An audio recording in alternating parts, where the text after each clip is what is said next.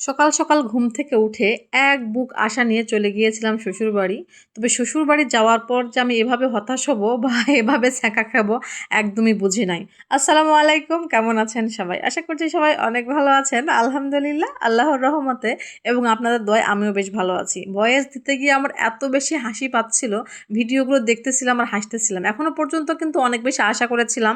সমস্ত কাজ ফেলে সাহেবও আমার সঙ্গে গিয়েছিল আমার শ্বশুরবাড়িতে, অর্থাৎ তার বাবার বাসায় পুকুরে মাছ ধরার জন্য। পুকুরে মাছ ধরার জন্য জেলে নামায় দেওয়া হয়েছে। আর এর সঙ্গে তো আমাদের পরিবারের সবাই আছে। অনেক বেশি আশা নিয়ে অনেক বেশি এক্সাইটেড ছিলাম আমরা যে হয়তো পুকুরে মাছ ধরতেছে, অনেক অনেক অনেক বেশি মাছ পাবো। তবে যে এরকম একটা ঘটনা ঘটে যাবে সত্যি কেউ কল্পনা করে নাই। আর কল্পনার বাহিরেই ছিল। এত বড় একটা পুকুর দেখতেই পাচ্ছেন, ভিডিওতে ঠিকঠাক আসতেছে কিনা আমি ঠিক জানি না, কারণ আমি না এখনো পর্যন্ত অনেক বেশি এক্সাইটেড ছিলাম। আর তার মধ্যে শ্বশুরবাড়িতে অনেকদিন পরে গিয়েছি, সবার সঙ্গে দেখা সাক্ষাৎ হচ্ছিল, কথাবার্তাও বলতেছিলাম।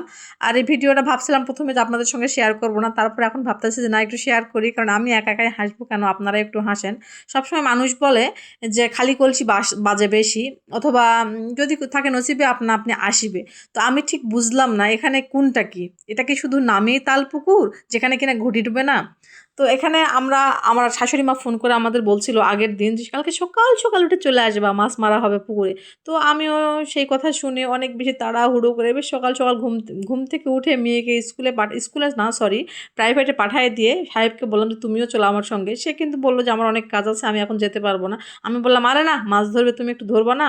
আর সত্যি কথা বলতে যখন আমরা গ্রামে থাকতাম তখন কিন্তু সাহেব অনেক বেশি মাছ ধরতে পারতো।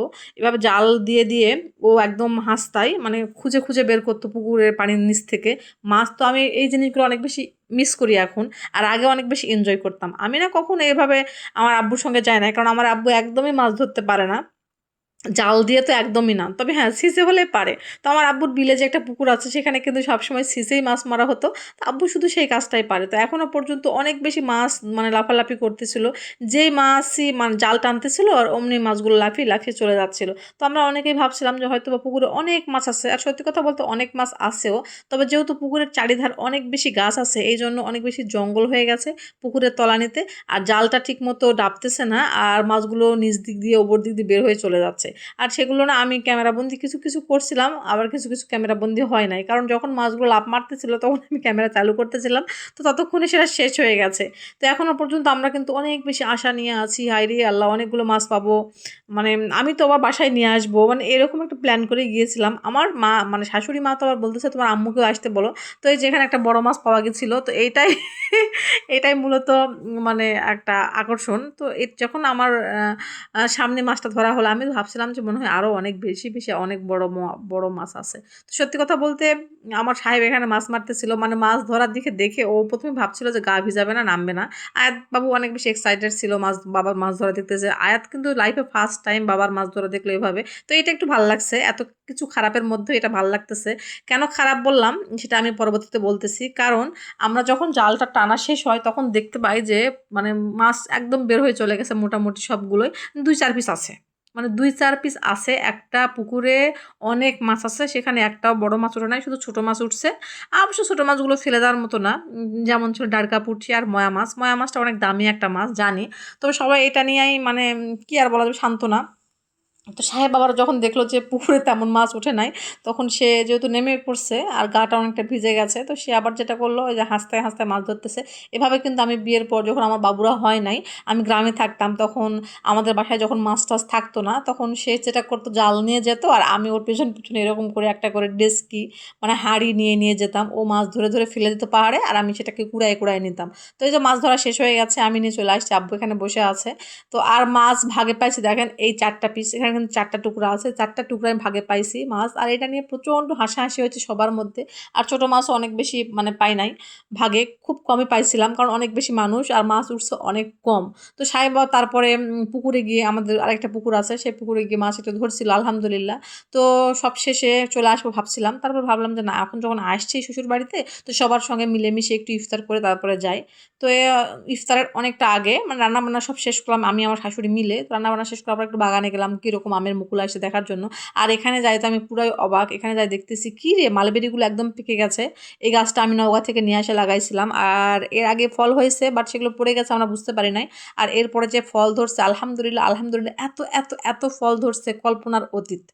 মানে কল্পনার বাহিরে অনেক ফল ধরছে আলহামদুলিল্লাহ। তবে এটা খেতে কেমন তখনও পর্যন্ত অনেক বেশি কৌতূহল ছিল, কারণ আমি তো রোজা আছি, টেস্ট করতে পারছি না। তো এখানে মালবেরিগুলো সাহেব আর আমি মিলে উঠালাম অনেকগুলো ইফতারের আগে, আর দেখতেছিলাম গাছে বেশ মানে আলহামদুলিল্লাহ অনেক মুকুল আসছে। তো আমি সাহেবকে বলতেছিলাম যে এত মুকুল আসছে, এগুলো আম খাবে কে? এখন তো দেখতেছি তোমাকে আর তোমার শ্বশুরকে বাজারে পাঠাতে হবে এগুলো নিয়ে। তো সাহেব অনেক বেশি হাসতেছিল, বলছে খাওয়ার মানুষের অভাব আছে নাকি? তো সত্যি কথা বলতে খাওয়ার মানুষের অভাব হয় না। এই যে মালবেরিগুলো কিন্তু অনেক সুন্দর হয়েছে, মানে কালারগুলো জাস্ট মানে লোভনীয়, দেখে অনেক ভালো লাগতেছিল। তো আমি উঠাই নিয়ে আসি, একটু ভিডিও করে নিলাম। আর এরপরে ইফতারের আয়োজন করতেছি, যেহেতু আমরা হঠাৎ করে গিয়েছি আর চলে আসার প্ল্যান ছিল প্রথমে। তারপর ভাবলাম যে সবাইকে নিয়ে একটু ইফতার করি। তো আমরাই ছিলাম এখানে, শুধু মানে আমার দাদি শাশুড়ি, ফুফু শাশুড়ি আর খালা শাশুড়িও আসছিল বেড়াতে আমাদের বাসায়। তো সবাই মিলে ইফতার করার আয়োজন করলাম। আর ইফতারের অনেক কিছু থাকতেছে না, বুট বুন্দিয়া বেগুনি পেঁয়াজি এগুলোই থাকতেছে, সবগুলো সাহেব বাজার থেকে কিনে নিয়ে আসছে। আমাকে কষ্ট করে রান্না করতে হয় নাই, শুধু যে খাবার দাবার খাবো সেগুলো মানে মাছ টাছ ভাত এগুলো রান্না করছি। আর গাছে পেঁপে ছিল, পাকা পেঁপে, সেটাকে মানে পাড়ছি, পাড়ার পর কাটছি, কাটার পর সবাই মিলে বসে পড়ছি। আর খাবার যেটাই হোক না কেন সবাই মিলে একসঙ্গে খাওয়ার মজাটাই কিন্তু অন্যরকম। মানে এটা কিন্তু একদম ব্যতিক্রম ধর্মী একটা আনন্দ বা মানে পাওয়া আর কি, সবাই মিলে একত্রিত হয়ে খাওয়ার যে একটা মজা। আর এতে না রিজিক অনেক বেশি বৃদ্ধি পায়, আর সেই সঙ্গে বরকত হয়। তো বরকতময় খাওয়া দাওয়া হলো আলহামদুলিল্লাহ। রোজাটা ছিলাম, গ্রামে গেলে কিন্তু বোঝা যায় না, অনেক কিছু মানে গায়েও লাগে না। তো কেমন লেগেছে ভিডিওটা অবশ্যই কমেন্টে জানাবেন, কে কে গ্রামে থাকতে ভালোবাসেন। আমি তো গ্রামে থাকতে অনেক পছন্দ করি, শহরে আমার একদমই থাকতে ইচ্ছে করে না, গ্রাম আমার কাছে অনেক ভালো লাগে। তো আজকের মতো এখানে শেষ করতেছি। কেমন লাগে ভিডিওটা অবশ্যই কমেন্টে জানাবেন, ভালো লাগলে লাইক কমেন্ট শেয়ার করে দিবেন, আমাদের জন্য দোয়া করবেন। সবাই ভালো থাকবেন, সুস্থ থাকবেন, সবার সুস্বাস্থ্য কামনা করে আজকের মতো এখানেই বিদায় নিচ্ছি। আল্লাহ হাফিজ, আসসালামু আলাইকুম।